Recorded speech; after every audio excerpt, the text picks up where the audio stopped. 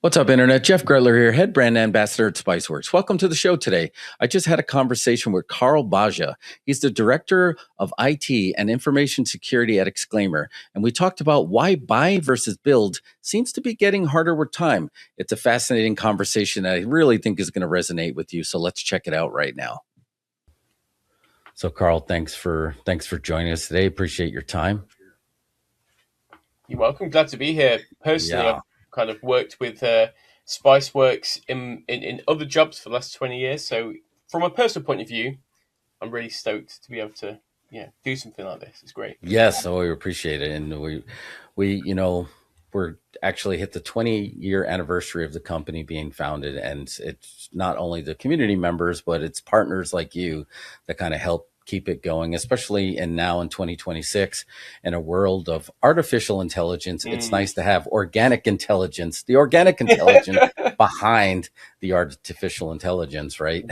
Absolutely. Agreed. And this is something, just in my IT life, I've been in the industry for 25 years, and we've always heard the build versus buy, right? That's just been something that we've been just always really have to deal with. And like now more than ever, once you started getting, cloud computing into the picture, but it's something even before it was do that. It's just like, do you want to get some vendor to build the box for you, or do you want to take the time to, get in there and do it yourself? And there was a great conversation in the community yesterday where it's just like, I was like, do people even still enjoy building their own computers anymore? And I was talking to the IT professionals, because it's something like, hey, listen, I do this for a living. When I get home, I don't want to have to build my own. I just want somebody to do it for me. Absolutely. I think that's something that you see. You see as you kind of graduate through your career, right? You start off with like enthusiasm for the tech and the passion, and I think that's something that I found in my career is I used to build way more than I build now, and now I wouldn't say it's laziness, but I favor convenience, and that's Convenience, very important yes. to me. Yeah. Well, we're going to call it convenience for sure. So, but to start off, like for, in your opinion, like how can IT teams tell the difference between a build that's still evolving versus one that's becoming a liability? Yeah, I think that you've got to start with anything you've built. You've got to really start by thinking, are we still meeting the intended outcomes that this tool was designed to solve? Are we still solving this problem, or actually we built this quickly to solve a problem that was taking us time, and now we're spending that time fixing the tool? So in my experience, we kind of saw this, to give an example, we kind of saw this in a previous company I worked at.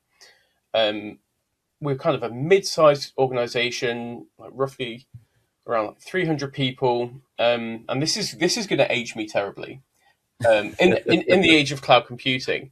But we had a VMware ESX virtualized environment. We had, I think, 8 hosts. Each was running about 20 to 30 VMs. We were a kind of communications company, so we had a lot of message queues and a lot of things that needed monitoring and watching, alongside like the usual infrastructure metrics.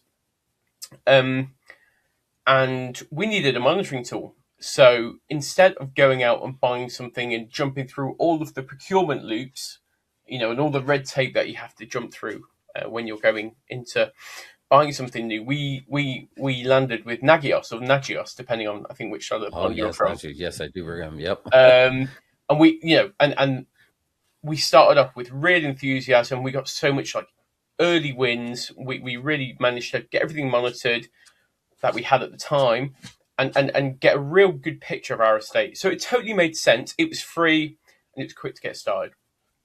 It was a fast time to value, no cost up front. We love that. However, like over time, right, it isn't always simple. And with this was like 2012, 2013, cloud computing really coming to the fore, us hosting our own Nagios instance and trying to like hook all this together with all this new technology. And actually, when you start reflecting on it, you're like, I'm going to have to start monitoring this monitoring. I'm going to have to start, I'm going to have to actually start I'm going to have to start spending some real time writing custom integrations and stuff. And actually, that time sink then starts to become the norm. And what started off as like a really nice DIY project, right, ended up with us just in the end, after a lot of kind of passion and time investment, we just ended up buying an off the shelf product that was built by people who had far greater expertise than as lowly operations engineers had, and that was the right thing to do. So the real cost shows up when you start looking at the time that you're spending, and that starts outweighing the value that you're getting out of the system that you built. You're 100% right. I always compared it to like, if you're moving houses or you're moving to a different locations, do you hire the professionals that do it every day and they can get it done 3 to 5 hours, or do you just get a U-Haul Yeah, and like sure you can do it, but it might take you 12 hours. You're not comfortable, moving a piano down the stairs because you don't do it every day, where it's just that kind of stuff, and it really does creep up. And like, do you find it like it almost like the IT professional or the technician or the sysadmin, I almost feel like that weighs into it just as much as anything else, right? Because you just have your decision makers, but the boots on the ground person, do you feel like that really does weigh the direction of a build versus a buy model? Of somebody's like, listen, this is the way I've always done it, and I'm going to hold on to that with a death grip, versus, you know what, I just want to, get a little bit update. I want to do it myself. Like, do you feel like the technician weighs into that decision of build versus buy? I feel like they do actually, and it's often it's that person is often overlooked by off the shelf solutions, and often those technicians really just want control. They just want Yeah, control over the thing that they're doing. What they don't want to do is have to compromise on that by saying, okay, well, we can get 50% of the functionality in an off the shelf solution, and then having to compromise on some functionality. So I think you're completely right there. I think that it also for a technician, once again, they might not want to go and have budget discussions. They might not want to go and jump through all of that corporate red tape that exists in some companies, and it's yeah. just much quicker to get started by just doing something. So you know preaching to the choir here, I'm sure, but you can see why the build option is so attractive, because it's so quick to ramp up. Yeah, and the pressures are coming from both end, right? You got the financial pressures of watching a budget, but you have the business pressures of like, we need this right now, Absolutely. and they're slowly like coming in and colliding. And what I always call a resume generating event. The technician does not want that to happen. So, of course, they're going to try to build something that, like, Absolutely. look, I need to be fast. I need to be nimble. I want to understand every aspect of this. So I don't have a resume generating event. So I think sometimes they'll just like, fine, I'll do it the way I've always done it, rather than kind of lean into like the partnerships that you have with your Yeah. vendors of just like, but that's scary because it's just like, they're going to say, well, my name is the one that's on the line here, so I'm going to do it my way. Absolutely, and it's never from a place of it's from a good place. A technician is coming from a good place. They want to get the business to the place it needs to be. They want to help people ultimately achieve the goals that they're being pressured to achieve. So it's Right. coming from the right place ultimately. Um, It is. and it's also kind of a symptom of that short term thinking of, okay, we'll build something now, and we'll get to that bridge of having to scale or spend extra time on this when we get to it. But the problem is right now. Let's fix it right now. Yeah. The punt is big. And it's just like, we'll worry about that down the road. Yeah, Punt. Let's not worry about it. absolutely, absolutely. So we were talking a little bit about costs. Like, what would you say is the biggest miss that happens when it comes to taking into consideration the build versus buy? Yeah, I think it's hard to call out just one miss, right? I think that the cost is one, but ultimately, and you can kind of equate one to the other, but I think the time is the biggest thing. You know, a good example I have is every single company I've worked at in the past has had a hand rolled billing system. They have built their own billing system from scratch, and it starts off with a simple request from an accounts team who need to be able to do regular billing, and customer volumes then start to increase, and reporting requirements get a little bit different, and things change. And again, you at the start cannot predict what the end product you need is going to look like, and that that optimism, I would say, that optimism at the start, it's going to be fine. We'll build this thing. We'll get it done quickly. That optimism at the start can be really misleading, and actually, what the reason you've built this thing, uh, speed, control, and that belief that you can do this quicker than you could buy something off the shelf is just really really misled. Um, and we were spending, our database team at previous company, we were probably spending half a day every day fixing broken reports out of this hand build help billing system, and it was really really time consuming. And of course, then you kind of get into, okay, well, you've built this thing and it's so embedded. How do you get it out? What Yeah, do you do? Because you've got this fragile system which underpins so much of your business operations, and you're kind of stuck with it without a significant amount of time, effort, and money, right? So yeah, that time investment, I think, is a really overlooked. Off, in the long term, that's always overlooked by tech teams, but also senior leadership teams. I agree. Time is a currency. Yeah, yeah, That we sure. don't have that luxury Yeah, of always having, oh, take your time on this, and again, I always kind of liken it to, a sysadmin was trained to be a technical engineer, right? There's a lot of other aspects of the business that they weren't technically trained for or have the aptitude for, of just like dealing with the budget, like dealing with budgets or dealing with, leaderships or dealing with business yeah, demands. That's almost like the on the job training that really adds a lot of pressure to that. And time is a luxury that you're figuring out a lot of these decisions as you go. As much as we love to say, I have this all planned out and yeah. this is how it's going to go, we know, I mean, we have jobs because not everything always goes according to plan. So time is precious. Yeah, yeah, and there's always, like I said, optimism is a fantastic thing, but there are so many unknowns when you're approaching a problem, especially when it's Yeah, something like billing, or even like the earlier example around monitoring, where it's so broad. The scope is so broad, and yeah. the business relies on these tools as it grows, and they don't fail straight away, right? It's not like Monday it's No, fine, no. Tuesday it breaks. It's like, right, okay, oh, we haven't spent like an hour a week fixing these reports they keep breaking, and then you get more customers. That hour turns into 2 hours and 3 hours, and actually, like, 6 months to like a year, 2 years later, that's when you see the problem, and you're like, you couldn't have spotted that really without being really really in the data, which obviously it is a really nice place to be, but isn't the case for every team. Um, so yeah, it's not always like straight away that you see something starting to crack and creak. It takes time, right? And yeah, it's tough. It's really tough. I mean, as much as we would all love that stuff becomes discoverable during a trial, Yeah, yeah, when we're still playing with the net, we know that we're not really going to know until it's like in production and somebody does something.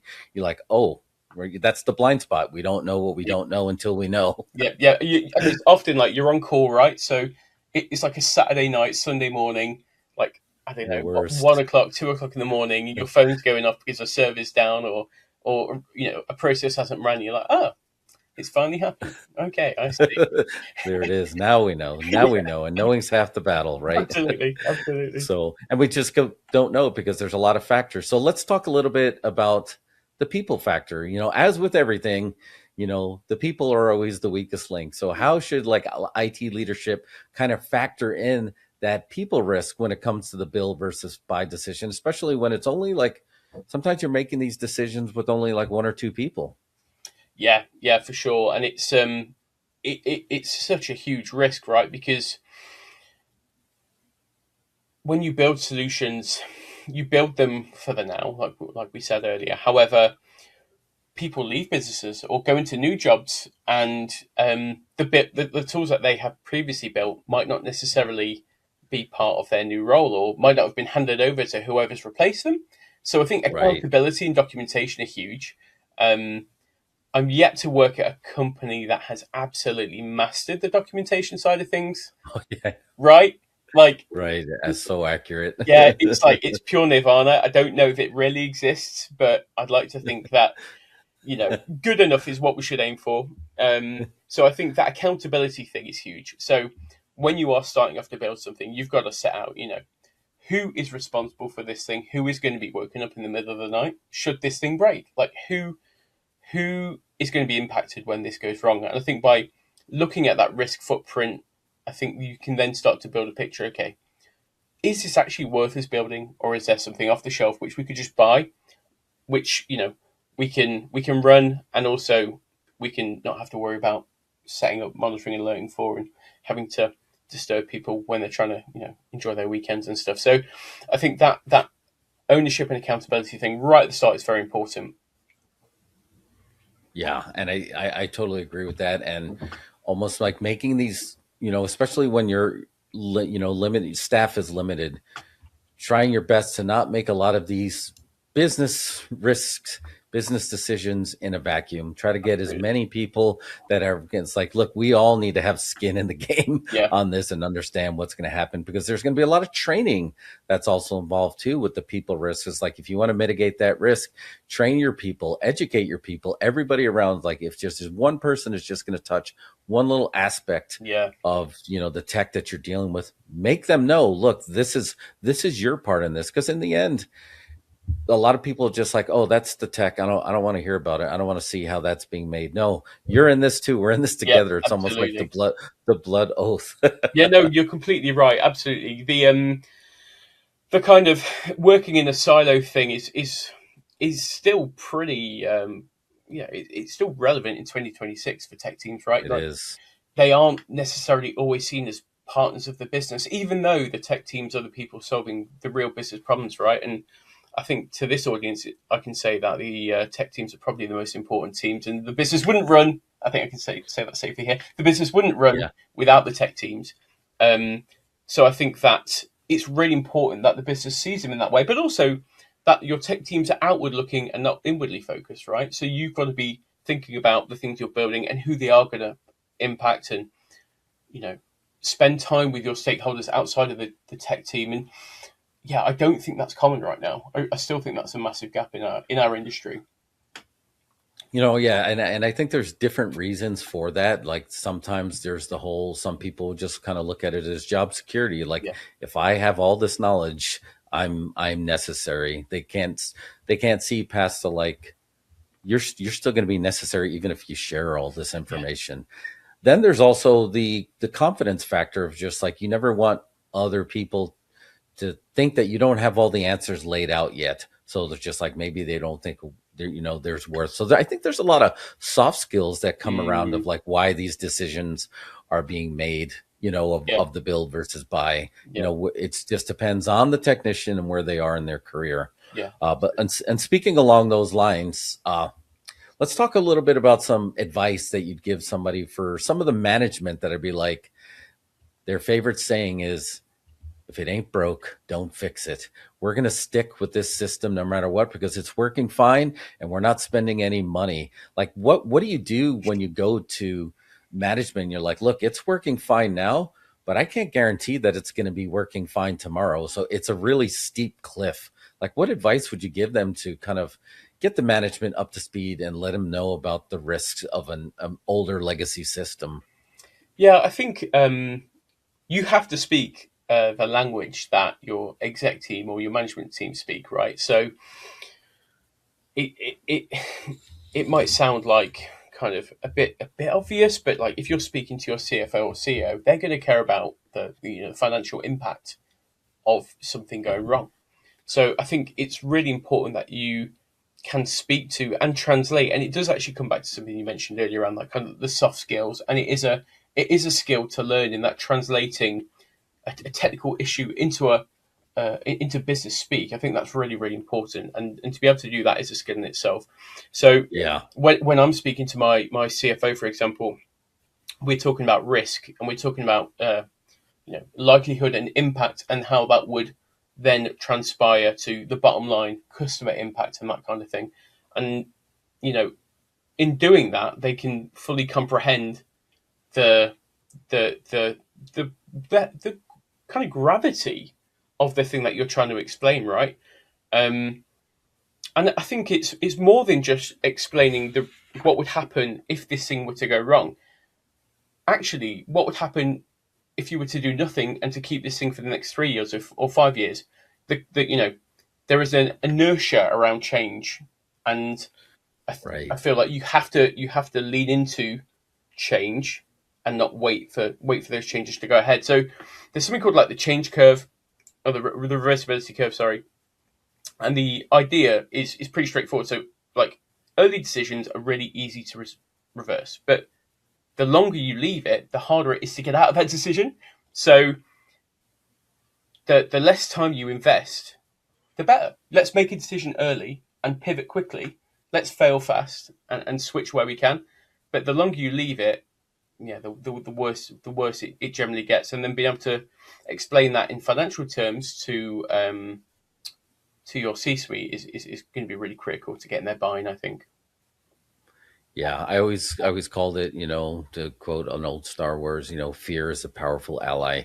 When you go into Yeah, the office and you kind of explain to them their resume generating event is like, here's the worst case scenario. Like, I don't feel like it needs to always be doom and gloom, but I think all the cards need to be out on the table.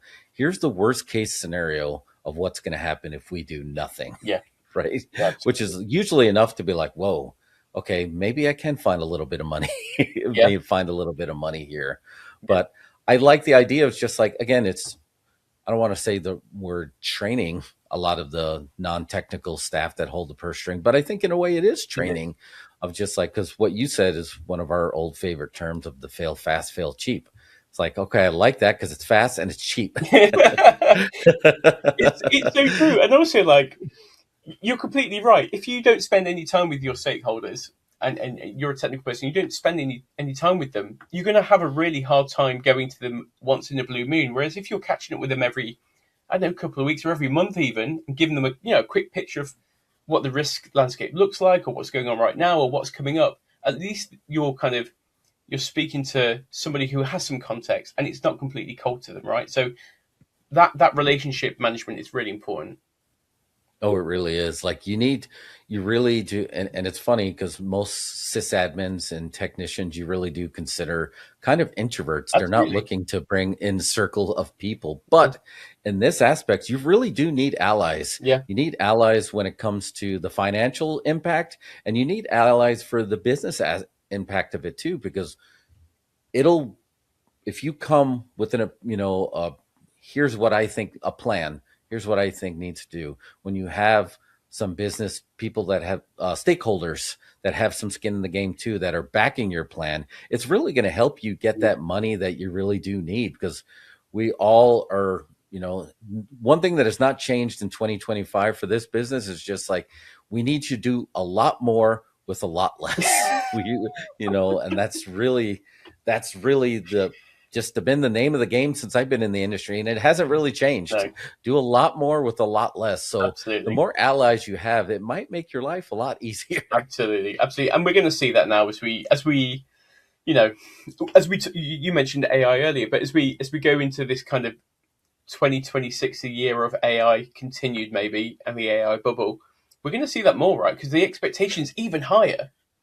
Yeah, You know, you can do more. Just use AI, and it's not always that simple. It's just not that right. simple. So that's an interesting thing we're going to have to navigate there.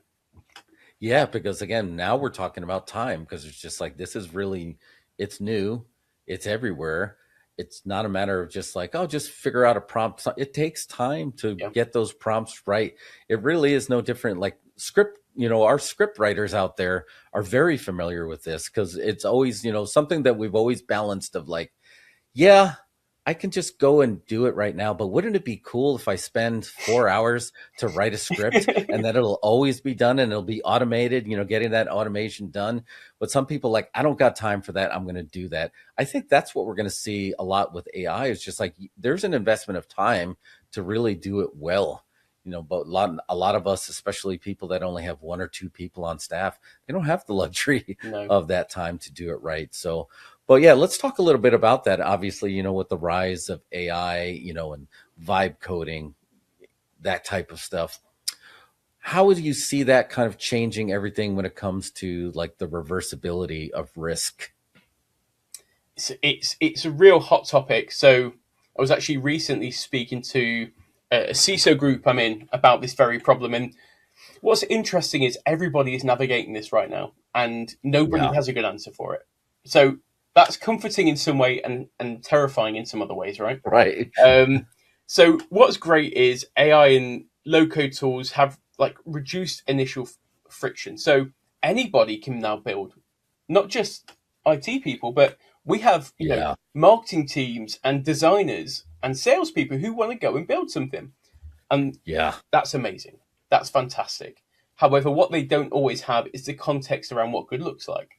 So, how we would look at where data is stored, and having SSO on the front of something we've built isn't always a native thing for them to think about. So you have to have like really good guardrails in place, and policies in place and controls in place. I think around the vibe coded tools. And I think the other problem we have right now in the kind of vibe coding space is not all tools are created equally. So you've got things like Lovable, which are pretty well understood, but then there are constantly, and the rate of change is huge, constant new tools coming out for vibe coding, some of which are better than others. And trying to keep up with that and stay ahead of it is a real challenge for us. So at its essence, it's like a classic. This is a classic build versus buy problem, but it's kind of on steroids thanks to AI. Yeah. The risk is still the same, pretty much. Like maintenance and ownership are still a problem.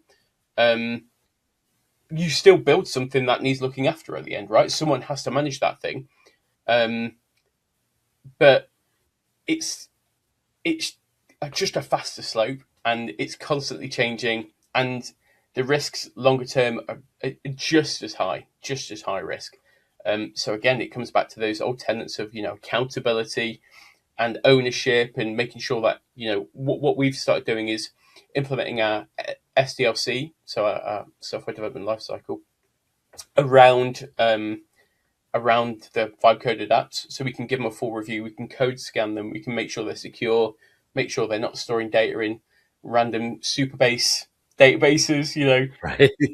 There are so many gotchas, but it's brand new. It's really brand new, and not a lot of companies are doing it. Yeah, it's scary because we've been dealing with shadow IT for a long time.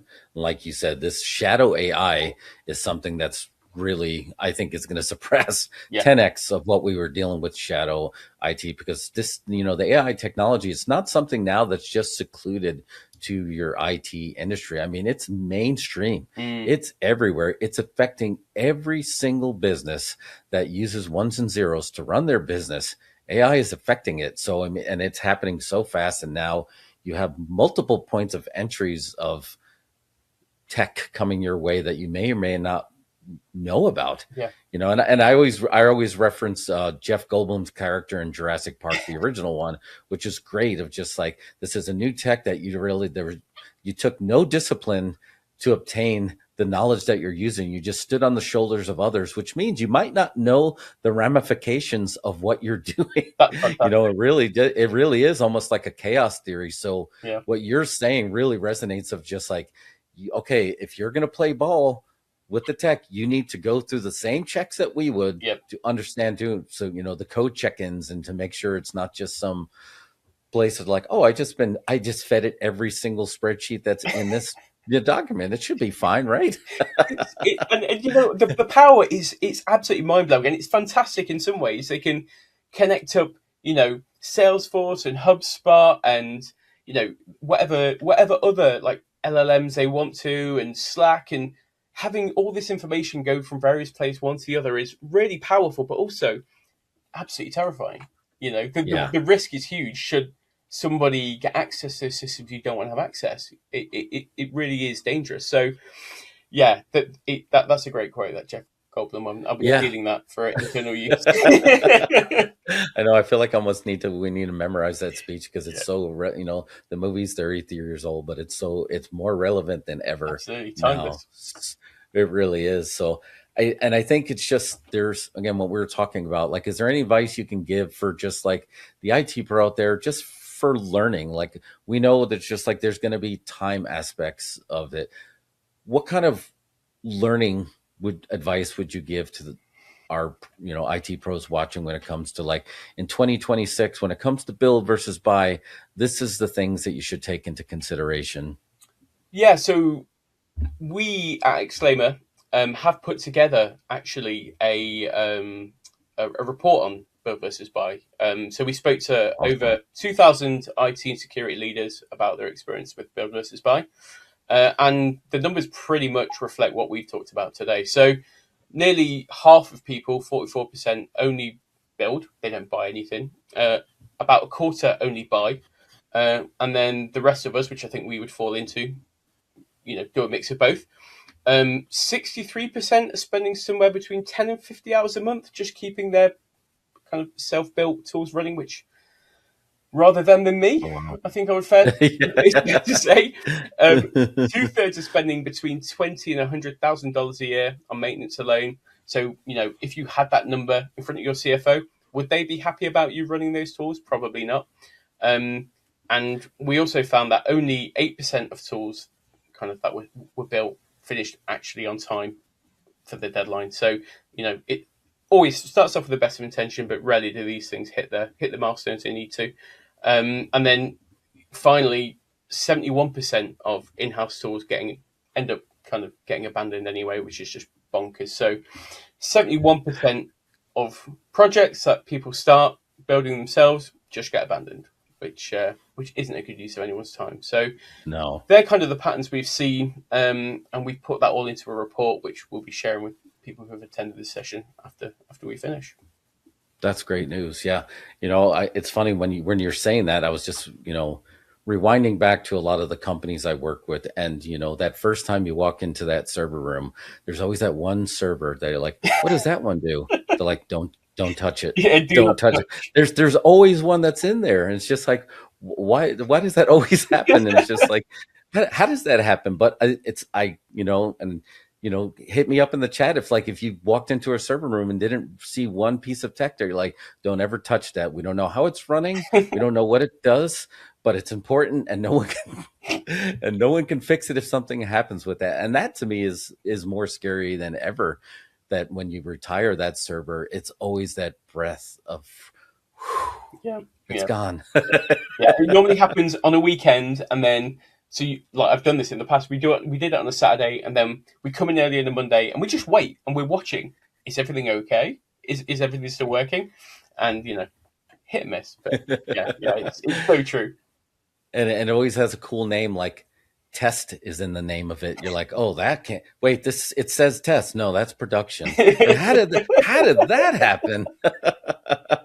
That's when build versus buy gets a little Yeah, yeah, scary. yeah, yeah, for sure. Yeah, So and it's good, like you're saying, is just like having a partnership with like Exclaimer, like that's to me is critical.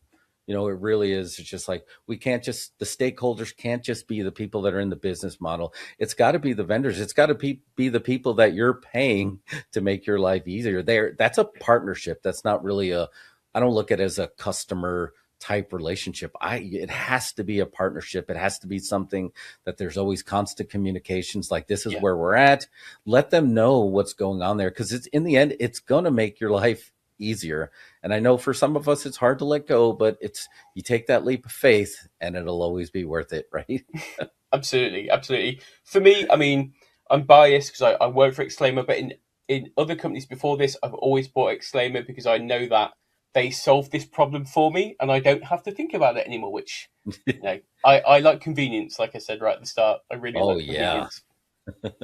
It's always nice when a partner, finds that blind spot that, they're going to save it, they're going to help you not have that resume Yeah, generating yeah, event, right? yeah, That's the goal. absolutely. So, Carl, so we get wrapped up here. I want to just give you the chance, give you the floor. I know you already gave some good stats, but what would be the final word that you would give to our audience out there today when it comes to build versus buy?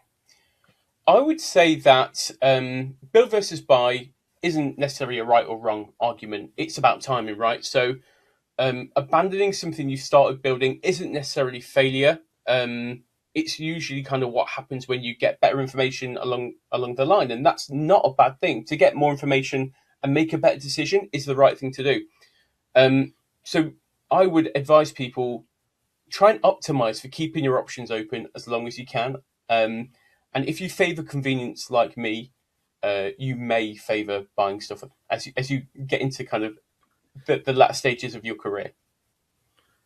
Yeah, I you're preaching to the choir on that one, man. I do appreciate like the convenience because that time is currency. We're never at the point where that convenience of saving us time Yeah, means we're going to be tooling thumbs. yeah, That means we're going to be able to prevent future resume generating events because now we got the time to really look into it and dig into our job rather always being in that fight mode of like fix this. hmm, And I mean, that's just really, it's really just really stressful. So yeah. it's Agreed. great to have that. Well, Carl, this was a great conversation. Thank you so much. Thank you.